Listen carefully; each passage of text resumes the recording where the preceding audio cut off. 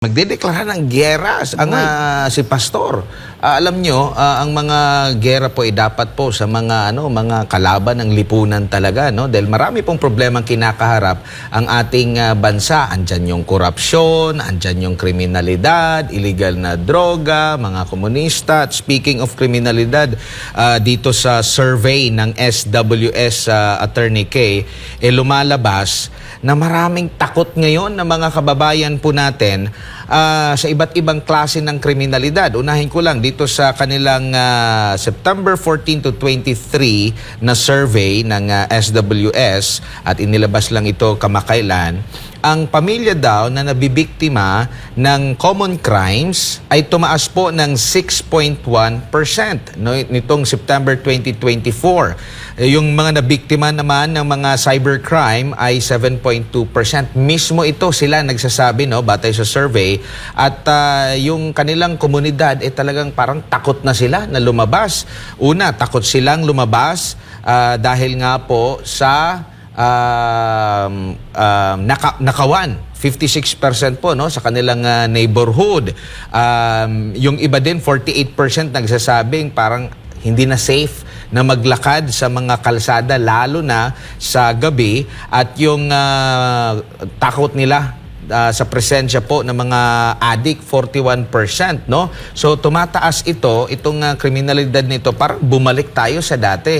Hindi ito nagtutugma doon sa mismong pahayag po ng Philippine National Police na bumaba yung crime rate, pero para sa mas makatotohanan talaga na meron bang peace and order, mismo ang taong bayan yung dapat nating i-considera kasi ito yung kanilang nararamdaman, Attorney K. Correct. So, salamat sa datos na binigay mo, ka-partner Admar, na totoo yan. Kasi nga, ang napakalaking problema po ang kriminalidad. Marami ang consequences, marami ang mga epekto. Katulad ng sa economic impact po. Kasi nga, yung tendency po, yung mga investors natin na galing sa ibang bansa, talagang matatakot na. Ayaw na nilang pumusta dyan at mag-invest dyan sa bansa natin. Dahil nga, baka mamaya, tulad na lang nung panahon, 'di ba, may isang panahon na yung mga Hong Kong na mga citizens, 'di ba, na natakot dahil dahil sa hostage taking. Oo, sa hostage taking. So ayaw nilang mangyari yan, lalo na yung mga leaders sa isang bansa na yun, at risk na naman yung kanilang mga citizens. Kaya po, aside dyan sa economic impact, magiging problema din po para sa social consequences. So, sunod-sunod yan, maraming magiging epekto yan na masama para sa bansa. Kaya po, ang tinanong natin si Pastor yan, paano po ba isa-stop, i-end yung criminality sa bansa? Ang lalim ng sagot ni Pastor. Kasi sabi ni Pastor, ang criminality, katawan lang yan, pero may 5 ulo yan.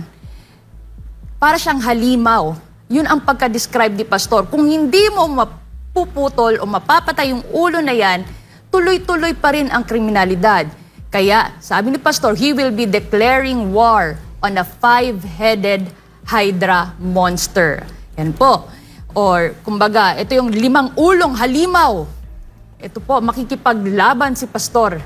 Laban dyan sa 5 ulong halimaw. I-explain ko po sa inyo ano yung 5-headed hydra monster. Kung nakikita nyo po dyan sa picture sa screen nyo, yung halimaw po may 5 ulo.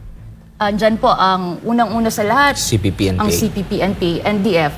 Andyan yung sa droga, ang mga drug lords. Pangatlo, yung korupsyon. Andyan din yung poverty or kahirapan. Ang panglima po, yung katamaran o laziness. Mga ulo po yan ng halimaw na kung hindi po natin masusugpo yan, talagang talamak pa rin ang kriminalidad sa bansa. At pag mataas yung kriminalidad, yung economic natin bababa ng bababa. So yan po.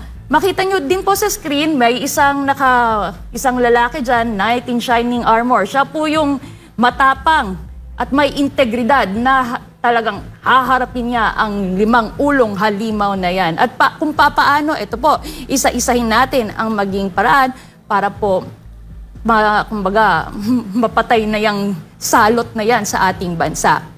So, unang-una po, again, pag ikaw po, paalala ni Pastor, kung ikaw ay naupo po sa isang any government office po, always, yung agenda mo, isipin mo, paano ka makakontribute sa PPS, Peace, Prosperity at Stability.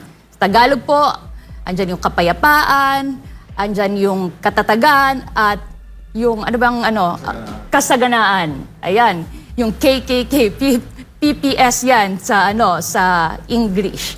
So, unang-una sa lahat, para ma-achieve mo yan, tanggal itong kriminalidad, lalong-lalo na ang ulo ng halimaw na ito. Una, didiscuss natin yung katiwalian. Yun ang pinakauna po talaga nakalaban ni Pastor, lalo na sa pagsugpo ng halimaw na ito.